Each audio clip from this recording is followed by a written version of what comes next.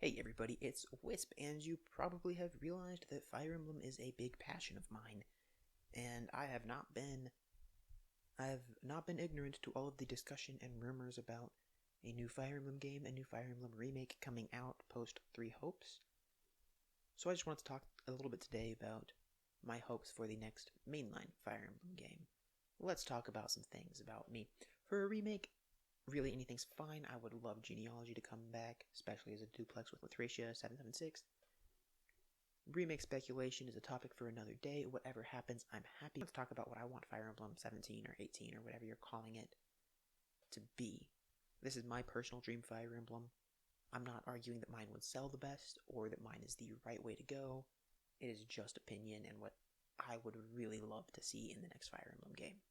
I made myself 7 smallish categories on what I think is best. These are in no particular order because that's all pretty much my dream. This is my dream Fire Emblem game. They're all pretty much equal for it to work as my dream. So I wanted to open it up with something controversial so you know right away if you hate me or not. First thing I want is the end of the any character, any class situation. It was great for 3 houses, but I don't think it would work for everything else. So what I want now is for characters to start off in a base class, like Myrmidon, Soldier, the base things that use one weapon. And going with the Myrmidon for this, I want you to class up into one of 2 things. You tutor the character in swords because they're swordsmen, and something else. And let's say you tutor this character a lot in swords and horses, or maybe you just teach him a lot in swords and he becomes a sword master and gets exclusive sword skills. Now, if battalions were to return, then I think that swords master should be swords and influence. Basically, any one weapon character should have influence as their secondary thing. Basically, based off of the stats you train, he develops into one of those 2 classes.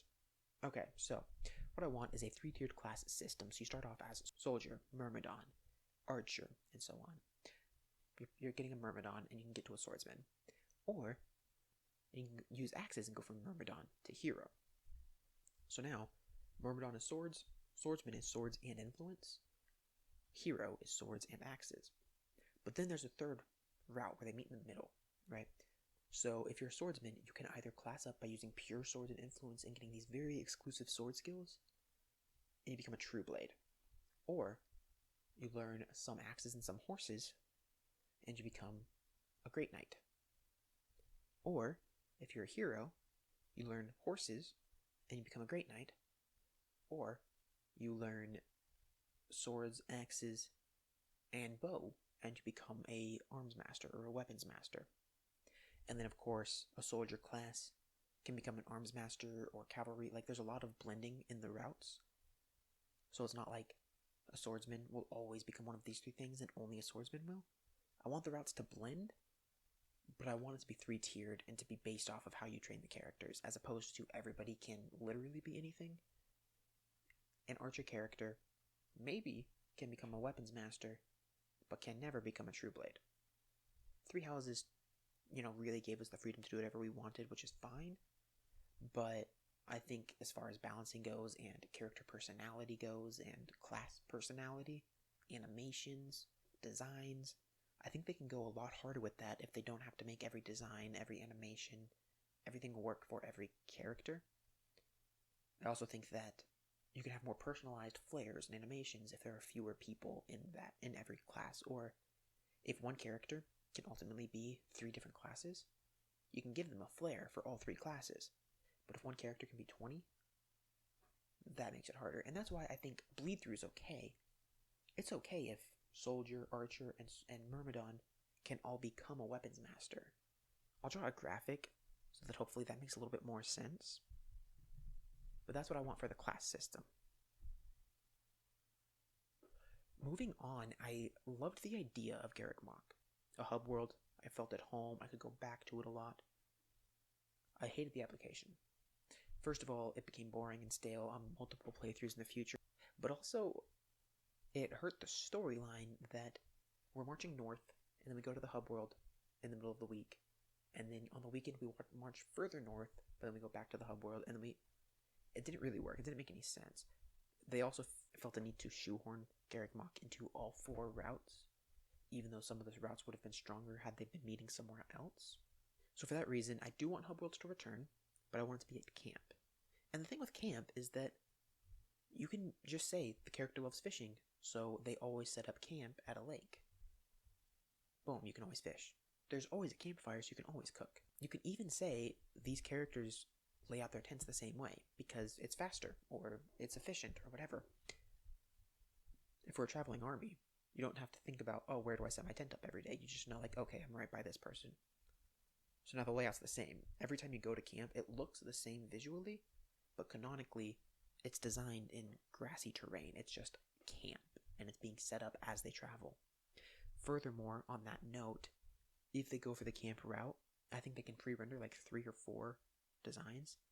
You know, there's the camp of the north where it's really cold and icy, the camp of the south where it's tropical and grass, and then there's like a west camp that's very deserty region and it's sandy, and then there's like a fourth one. What even is the fourth region? And then there's a fourth one that can be like a marsh, and it looks kind of wet, and you can see that the characters are kind of uncomfortable in that place. Somewhat unique camp designs. Doesn't have to be different every chapter, but somewhat unique, and still offer the same opportunities. That's what I want for a hub world. Mixing in with that, I think that everything should be available as a list. If I've played the game before, or for the blind players who have a hard time navigating the hub worlds, all you need to do is take out quests where you need to talk to 6 different people to, travel around.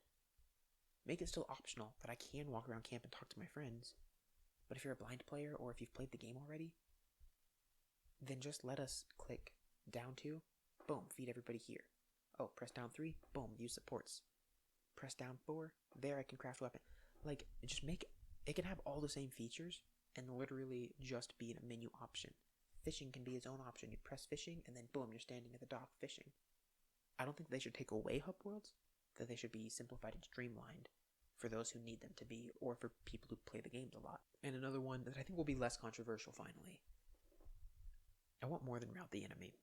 And I want more than straight line maps. And more recruitment conditions than talk to this character. This is just gameplay variety, right? I mean, win conditions, I want something where camp gets invaded and we have to defend camp for 10 turns. Or the shopkeeper's trying to escape, we have to escort the shopkeeper to the other side of the map. Like, different types of levels that aren't defeat the commander or rout the enemy. Alright, for maps, we've had a few unique ones, but honestly, Fates hit hard with unique maps. It wasn't the best game, I feel. But some of the maps were pretty interesting. There was one where you were ascending a staircase. There was one where these platforms were moving. How cool would it be to have a 2-story map where your units start at the bottom and there's enemies coming in, but there's like an elevator, and you have to send 6 units into the elevator and they go to the top? And now those 6 have to defend themselves up there until reinforcements come from the bottom. And it takes like 2 turns and the elevator moves, and then you go in, and then 2 turns later it's up, and then you go out. Something like that. So you have to defend yourself while your reinforcements come, but this time it's not enemy reinforcements, it's literally you sending up reinforcements. It's happened a few times, but there aren't very many times where we get to reinforce, and you have to fight on 2 fronts for whatever reason, That's what I really want from a new map, is 2-story thing, and like just different gimmicks and designs that fit the theme in the world of that Fire Emblem, but have unique options, and the same goes for recruitment. Awakening was basically talk to this character with Chrom. Fates was talk to this character with Corrin. And 3 Houses was talk to this character outside of combat and be nice enough to them that they eventually want to join your class. And those were fine, especially 3 Houses. For what 3 Houses was unique and different. In future games, I want the more surprising or more difficult ones. Meg, you had to have Z-Hark at a certain map and watch the base support conversation. That was pretty interesting. Volk, you had to pay. Aaron, you had to talk to, but you talked to him with Lara, but not with the main character. So at least it's different. There are also recruitments that are like, talk to this character or fight this character, but don't defeat them the first time. Stuff like that gets really specific. I want some of those back. If we're going back to the whole 20 non-story recruits of older games, then give me 5 of them that are different than just speak with the Lord.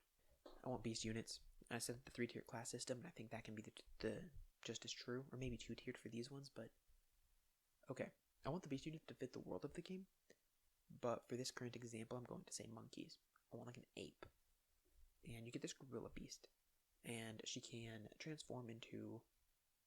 Well, she transforms into a gorilla, but then you class up, and she can either be a gorilla with, like, spikes on her arms, and she's, like, a freaking brawler, or she can be a gorilla with metal plates on her arms, and she defends her team and her friends.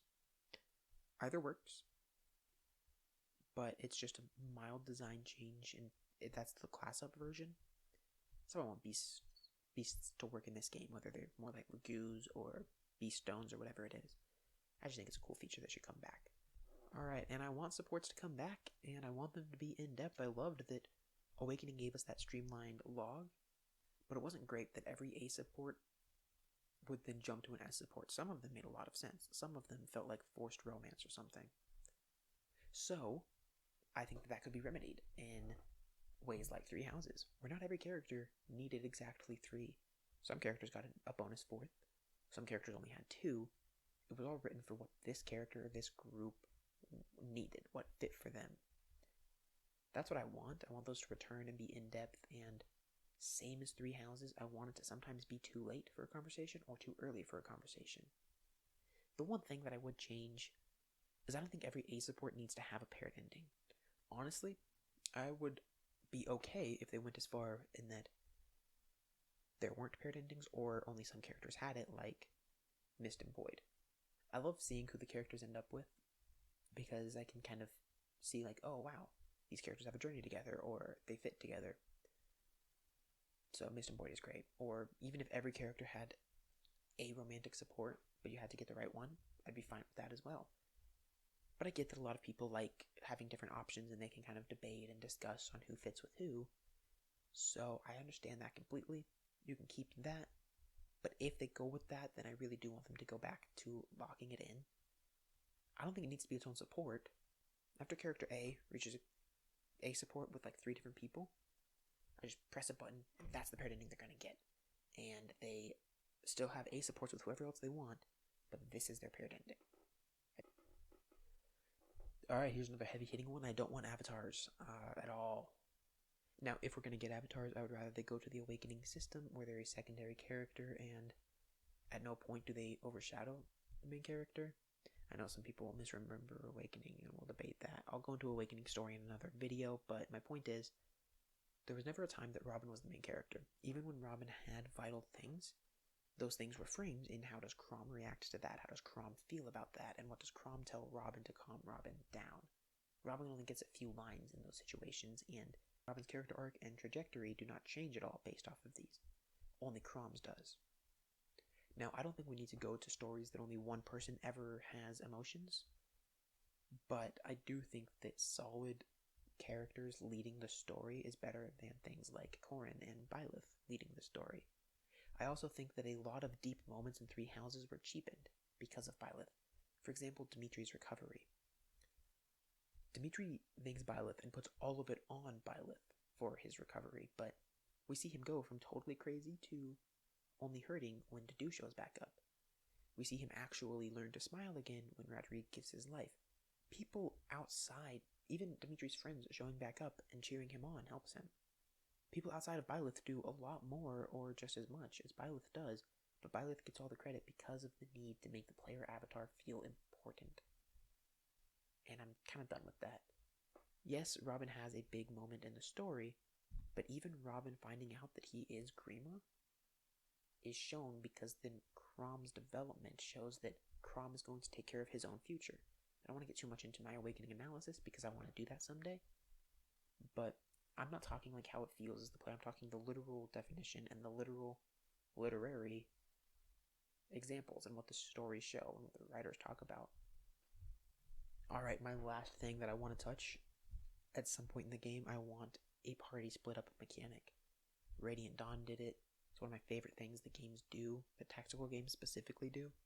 Non-tactical games. I played a single action RPG where you had to do a party split, and it is always like the most exciting thing to me. I mean, seeing the characters stuck on these new maps, they're there because you sent them there. In Radiant Dawn, I put Edward and Leonardo on separate teams on my first playthrough, and then Leonardo died, so when they re-met, obviously the story doesn't talk about it, but Leonardo being gone. Like, that must have affected Edward. He didn't expect him to be gone when he got back. So I want a route split. I want to be able to move my team around. And maybe for a couple maps, maybe Team A goes out of town to do their battle, and Team B is defending the camp. And that's when that map comes in. But I want it to matter, like, where I send my people sometimes. And my last one is I want to feel bad when people die. Other than how it affects my file or my feelings, I want Edward and Leonardo as my example. If there's a route split, or if there's a split, and the team meets back up, Edward should have said something about his best friend being gone. Or, even if they're not there, if I'm walking around camp, Dorothea mentions Ferdinand dying if Ferdinand wasn't recruited to your house. If Ferdinand and Dorothea are recruited and I lose Ferdinand in battle, Dorothea should mourn him publicly. She should have a line where she says she misses him. Vestoria Saga did this way better than Fire Emblem ever has, where characters literally talk about their friends, and the endings actually discuss the fact that their friends are gone. And it feels canon. Like I almost forgot that it was my fault that a character died, because the way they talk about it makes it feel like that's how it was written all along. Fire Emblem should absolutely have the ability to do that.